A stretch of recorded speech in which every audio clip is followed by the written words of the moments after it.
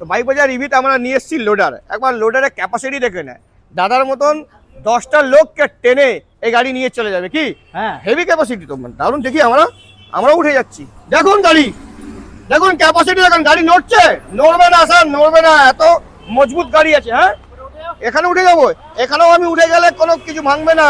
এই গাড়িটার লোডারটা দেখে নিন। মালদা মুর্শিদাবাদে গ্রামে যারা কাজ করছেন, যারা মাল সাপ্লাই করছেন, তারা আসুন কলকাতা। কোথায় পাবেন না, একমাত্র এক জায়গায় পাবেন।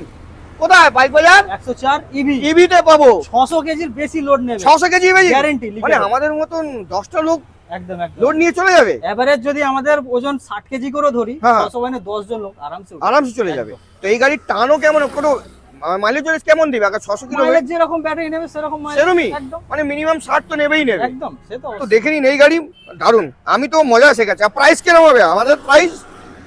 প্রাইস ব্যাটারি অনুযায়ী হবে। হ্যাঁ। 60 ভোল্ট 32 অ্যাম্পিয়ার দিয়ে হ্যাঁ। 78 দাম আছে মাত্র। হবে, নেগোসিয়েবল কিন্তু। আচ্ছা, তার সঙ্গে কি ও গিফট আছে?